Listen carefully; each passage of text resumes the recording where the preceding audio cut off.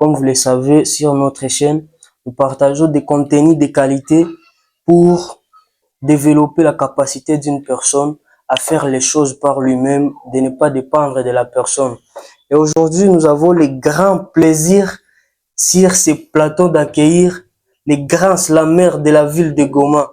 Il est parmi les personnes qui ont formé tant de slameurs dans cette ville de Goma. C'est avec un grand plaisir que nous accueillons Monsieur Beniba. Merci beaucoup, c'est un plaisir. Vous allez bien? Je vais très bien. Vous venez à peine de faire votre présentation, mais on dit souvent la propriétaire de l'histoire, c'est lui qui raconte ça très bien. Vous pouvez vous présenter sur ce plateau? Exactement. On m'appelle Beniba, je suis artiste, slammer, je rappe. Je fais carrière déjà et on a beaucoup de choses à vous raconter tellement on est dans une émission, on va tout découvrir avec notre frère. C'est un plaisir pour moi. Est-ce que Beniba, c'est ça votre nom, votre vrai nom? Moi, on m'appelle Beniba, mais originellement c'est Beni Banga. Alors, Banga, c'est le nom de mon père, c'est Banga Minembe Godefroy, c'est moi parmi les personnes qui m'ont vu naître, qui m'ont fait grandir. Alors, beaucoup de respect comme vous portez les noms de mon père, bah, ça fait plaisir déjà. Moi, j'ai raccourci ça en bas. Voilà. Beniba, donc c'est ça, moi. Chers abonnés, j'espère que cette journée va être incroyable avec cet artiste qui a plein de potentiel, qui a beaucoup de choses à partager, surtout à cette jeunesse actuellement. Nous sommes en train de vivre dans un moment où c'est un moment qui est vraiment critique. Alors, sans toutefois tarder, je vais vous poser des questions concernant votre carrière, mais aussi des questions qui seront vraiment personnelles pour que les gens puissent profiter de vous, pour que ces jeunes gens qui veulent faire aussi de l'art, qui veulent aboutir à quelque chose dans la vie, vous voyez, pour que ça puisse les interpeller à faire quelque chose d'eux-mêmes et à savoir qu'on peut venir de rien et accomplir quelque chose dans sa vie.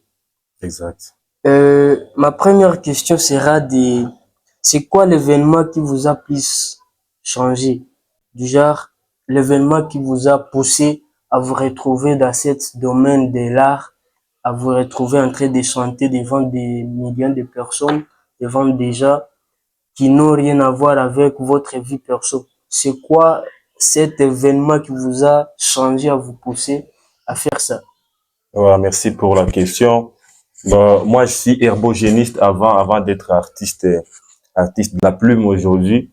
Alors, c'est les génies en herbe qui m'ont inspiré. Donc, à chaque fois qu'on joue un match, au final, on devait inviter quelqu'un pour prester. Alors moi, je faisais partie des joueurs qui jouaient le match, mais pas des personnes qui prestaient. Alors, il y avait des aînés qui venaient slammer. Alors moi, quand je les voyais slammer au final, je répondais aux questions après, je me disais, bah, je vais slammer aussi un jour. C'est les génies en herbe qui m'ont poussé à devenir ce que je suis. Et aujourd'hui, c'est grâce à ça que je suis ce que je suis. Je suis fier de ça. Waouh, waouh, waouh, waouh. Des génies, d'un génie au bas de l'école jusqu'à un grand slameur de la ville de Goma. Un artiste surtout. C'est incroyable pour moi. Je trouve comment plusieurs personnes sont encore au bas de l'école et ne savent pas de ce que leur vie va devenir demain. Ils sont là juste pour être bombardés avec des matières d'ici et de là, mais ils ne savent pas. Et voilà le potentiel que je viens d'adorer chez vous. Vous avez eu le pouvoir d'être inspiré par quelqu'un qui faisait de l'art. Vous vous êtes dit, voilà, ça c'est mon truc.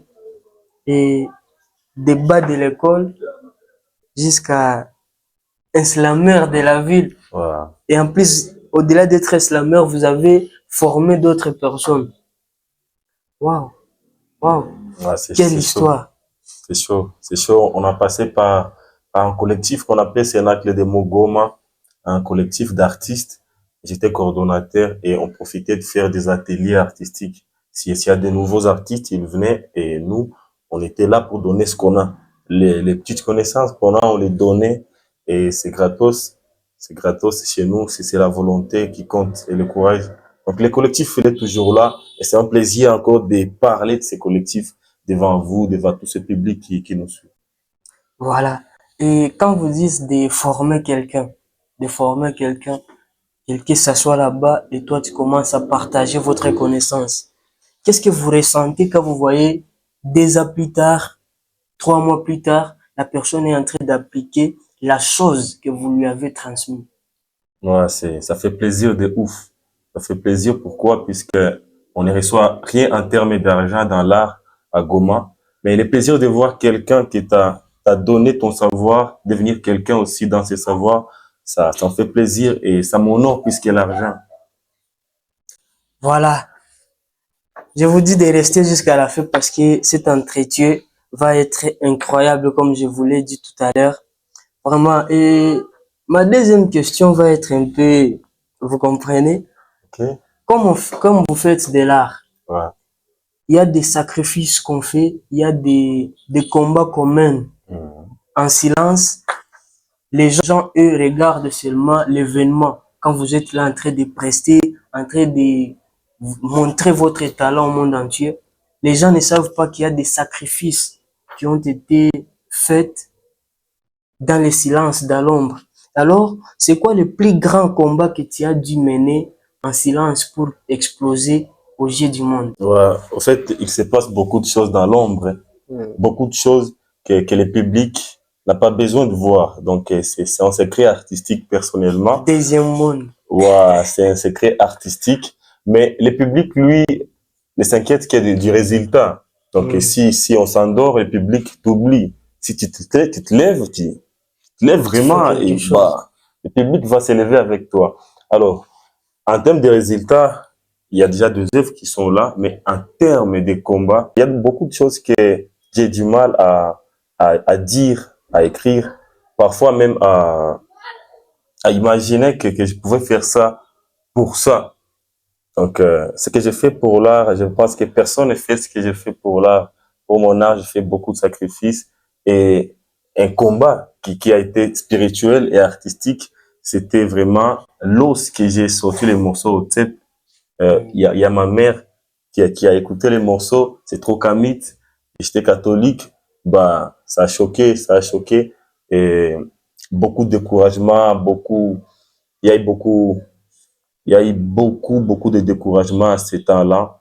J'étais encore au début, donc, j'ai mené un combat silencieux pour me remettre encore dans l'art. C'était vraiment grave. Pour revenir plus tard et Ouais, impressionner le c'était monde. grave. Moi, ce que je pense là-dessus, c'est trop. J'ai du mal à tout dire même là. Vous voyez, c'est trop. Comment? On m'a interdit de m'exprimer devant les gens. Donc, on te dit, à partir d'aujourd'hui, tu ne t'exprimes plus. À partir d'aujourd'hui, les réseaux, avec l'art, tu coupes parce que ça te mène dans une mauvaise voie. Alors, en silence, il a fallu que j'écrive mes textes sur papier, que je garde ça. Il a fallu que je sois plus convaincant. Il a fallu que je mène des recherches pour enfin renaître. Donc, il y a eu beaucoup de découragement. Et surtout de côté de ma mère. Ma mère, je l'aime beaucoup, mais elle ne me soutient pas dans l'art. Donc, elle n'est pas vraiment accro et comme d'autres mamans du monde qui disent, bah, moi, je Vas-y, mon soutiens, fils. vas-y. Vous Vas-y. savez, nos mères africaines, c'est comme ça. Elles veulent plutôt un enfant capable d'étudier, de trouver des bacs, un boulot, une famille, enfin, pour aider les parents. Donc, soutenir quelqu'un dans l'art, c'est bien. Moi, c'est un message à donner à toutes les mamans. Donc, soutenons nos enfants, ça nous aide à avancer plus mieux. Moi, personnellement, j'ai pas ce soutien, mais toi, tu peux le donner à ton fils. Vraiment, ce que tu viens de dire là, ça me touche, ça me touche. Surtout dans notre ville de Goma, quand vous êtes artiste, on fait déjà allusion à être un bandit, à être un Voilà, criminel, c'est tout ça. quelqu'un qui fait des trucs qui n'ont pas de sens. Pourtant, moi, quand je vois l'art, je vois une génération qui est en train d'être forgée demain. Voilà, Quand vous partagez des chansons, quand vous... En fait, l'art éduque, selon moi. voilà. Bizarrement, notre, notre nation, notre province, l'art était mal parti dès le départ. Mais j'espère qu'avec vous, les choses sont en train de Ouais, s'améliorer. c'est la nouvelle Et génération. On est très chaud. On vient changer le game. On va pas les niquer. voilà. Franchement, et ça me touche. Surtout ça. Même moi, je me rappelle, quand j'ai commencé à faire des vidéos, Beaucoup sont ces gens-là qui venaient me décourager. Tu t'y as vu percer dans ce que tu fais. Tu t'y as vu gagner sa vie dans ce que tu es en train de faire. Mais moi, ma motivation n'était pas l'argent. N'était pas l'argent. Parce que si je le faisais pour l'argent, je te jure, j'aurais déjà abandonné. Je l'ai fait par l'amour. Ouais, par amour. Par amour. Ouais, Et je me souviens c'est de la une question passion. quand tu me dis, bah, moi personnellement, avec maman, j'ai dû combattre ses propos dans l'ombre pour en faire survivre, pour en faire vivre mon âme. Mhm. Et quand je me partageais votre côté aussi, bon, je me dis, bah, c'est chaud, il faut qu'on continue, il faut qu'on soit là, très accro à ce qu'on fait, pas à ce que d'autres pensent pour nous, à nous. Bon, Surtout ça, vraiment, ça me touche beaucoup. Vraiment, vraiment, ça va droit au cœur. Et alors, à quoi tu as dit renoncer pour devenir la personne que tu es aujourd'hui? À part ces combats-là que vous avez dit mener en silence, dans voilà. l'ombre, où personne ne vous voyait, vous étiez là le soir quand les autres sont endormis. Toi, tu étais là en train de lire des livres, en train d'écrire des textes que tu as dit garder pour revenir après. Alors, à quoi tu as dit renoncer pour être là que vous êtes aujourd'hui? J'ai renoncé à tant de choses. Il y a des potes qu'il faut laisser quand tu veux évoluer. Il y a des endroits qu'il faut pas côtoyer. Fréquenter? Il y a vraiment tant de choses qu'il faut laisser si on veut évoluer. Et moi, j'ai dû laisser beaucoup de choses pour devenir artiste. C'est un sacrifice. Donc, bon, on est obligé d'avoir des potes, mais on n'est pas obligé de côtoyer tous les potes, quoi.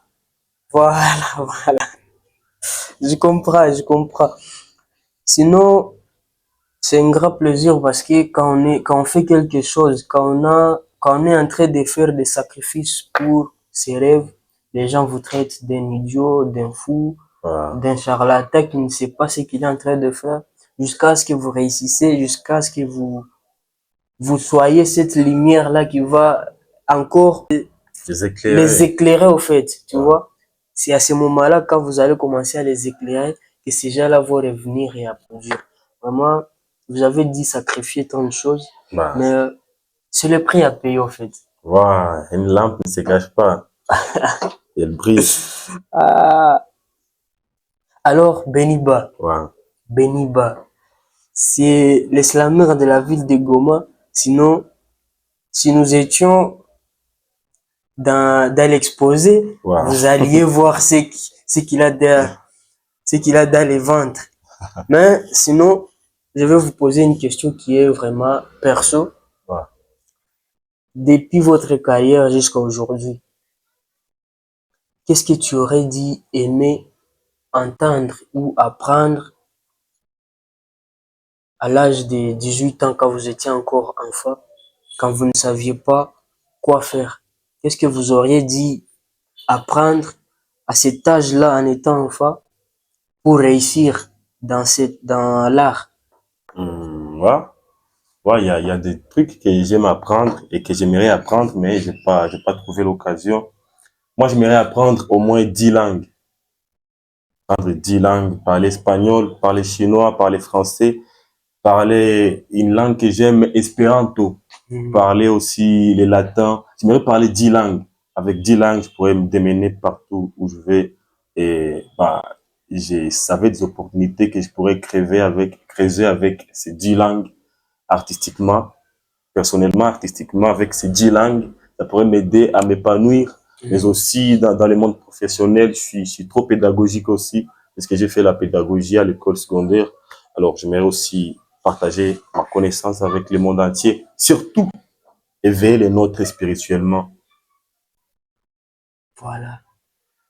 Donc, Beniba pourrait conseiller à lui Voilà. d'enfance D'apprendre 10 langues, d'apprendre 10 langues. plus ma langue maternelle. Voilà. Pour ne pas oublier ses Ouais, origines. c'est la Voilà, première. ça me parle beaucoup, ça me parle beaucoup, parce que dans le monde de l'art, n'importe où, monde professionnel, aujourd'hui, il y en a déjà qui sont en train de perdre des opportunités juste parce qu'ils ne savent pas telle ou telle autre langue. Ouais. Et il y a cette barrière cette barrière linguistique qui est en train de se creuser actuellement entre les gens. Et surtout quand il n'y a pas la communication entre deux personnes, le courant ne peut pas passer. Sinon, c'est un bon conseil. Et toi qui es en train de nous suivre maintenant là, j'espère bien que tu as au moins appris quelque chose. Apprenez. De savoir que les langues sont des choses qu'on ne doit jamais blaguer avec ça. Lui, il aurait aimé, bon, pas il aurait aimé parce que je sais qu'il est en train de continuer. Et maintenant même, sur sa chaîne que je dois vous mettre dans la description ici, il y a une morceau qu'il a dû publier cette semaine. Je pense que c'est cette semaine ou c'est la semaine Voilà, la dernière. semaine passée, une nouvelle chanson. Voilà. Ouais, elle tourne sur YouTube déjà. Rap, slam, altero, un clip. Allez suivre, c'est chaud. Je pense que vous allez dû voir et je vous conseille aussi d'aller soutenir les gens. N'attendez pas que la personne nous quitte pour aller dire alors, non, voilà, il était quelqu'un Si de vous bien. quittez pour aller à Paris, peut-être pas pour mourir. Pas pour mourir, mais pour peut-être aller plus loin qu'ici. Bon, n'attendez pas que je vous quitte comme il vient de le dire. Donc, vous avez compris. Pas dans le contexte de la mort, mais vous quittez peut-être pour aller à Kin. Ben, n'attendez pas à commencer à aimer, à commenter, à liker. Tant que je suis là, dégo. C'est carré. Et alors, j'aimerais aussi savoir, quel est ton message pour ceux qui doutent d'eux-mêmes, ceux qui savent que c'est perdu d'avance, je peux pas réaliser ceci ou cela, je peux pas atteindre mes objectifs, mes rêves. Quel est le message que toi, en tant qu'un slammer, en tant que motivateur, parce que c'est pas seulement moi qui suis en train de vous motiver, hein. C'est pas seulement moi. Même les chanteurs, les rappeurs donnent ce qu'ils ont à travers leurs chansons. Wow. Et alors, vous, qu'est-ce que vous pouvez donner comme message pour ces gens qui sont en train de douter d'eux-mêmes? Ouais, j'ai un gros message pour les gens qui n'ont pas la confiance en soi. Vous faites quelque chose, mais vous arrivez à un niveau, vous êtes déçu trop vite. Donc, vous ne l'avez jamais fait. Si tu as fait, tu peux pas être déçu par n'importe quelle situation. Donc, rassure-toi de faire d'abord. Faire, c'est tout. Si tu coupes, si tu t'arrêtes, donc tu n'as jamais fait. Il faut faire. Celui qui fait ne lâche pas. Waouh, waouh, waouh, waouh, Beniba. Ouais. Quand vous dites cela, je me rappelle pas Tony Robbins, la personne qui a créé les lampes électriques, Thomas Edison. Thomas Edison. Ouais. Ça me parle beaucoup. Les fois qu'il a dit échouer, mais il n'a jamais renoncé jusqu'à ce que nous sommes en train d'être éclairés. Vous voyez? Et moi, ça me parle. Et c'est un message fort qu'on est en train de nous transmettre aujourd'hui. C'est un message fort. Le plus grand, ce n'est pas l'accomplissement de tout ce que vous êtes en train de faire. Non. Mais ce qui est important, c'est de commencer, d'essayer. Parce que essayer ne coûte rien. Essayer ne coûte rien. Il vient de nous parler ça. Commencez aujourd'hui, tomber, relève-toi, tomber, relève-toi, jusqu'à ce que tu commences à avoir des résultats. Et dis-toi, si j'ai pas encore eu les résultats que je veux, j'ai encore un chemin à parcourir. Ouais, c'est bon. Donc, si on aime quelque chose, on doit prendre ça comme une partie de soi. Prends ça comme une partie de toi. Tu peux pas te couper la main. Si moi, je prends mon art comme une partie de moi, donc je peux pas me couper la tête. Ouais. C'est ça. Il faut juste être dans cette logique et ça va aller. Mais c'est dire qu'on fait, qu'on tente, qu'on ose. Non, il faut faire. Et quand tu fais, tu prends ça pour une partie de toi. Tu ne coupes jamais ta partie. Voilà, vu que vous êtes un artiste, je suis au moins, vous avez du talent, mais les gens peut-être ne vont pas croire quand je suis en train de dire vous êtes les slammers les plus renommés de la ville de Goma. Peut-être les gens là ne vont pas me croire sur parole. J'aimerais au moins que vous puissiez faire un petit a cappella pour les montrer de quoi vous êtes capable. On est prêt. Montrer au moins de quoi vous êtes capable devant ces gens-là. Ouais. Préparez vos glaçons. Mes verres sont alcooliques. Kidogo yangu wazine les termes choko comme Joe Like. Romantique, j'étais les Dadjou d'islam. À l'époque, il n'y avait pas Taïk. J'étais catholique, j'aimais l'islam. Aujourd'hui, je suis kamite. Les grands n'ont pas grandi. Ils ont percé et ont fermé les trous malgré l'effort. Aujourd'hui, ils nous jugent sur la forme, vu qu'ils ont perdu leur fond. Et les talents ne suffisent pas, donc il fallait tenir les coups.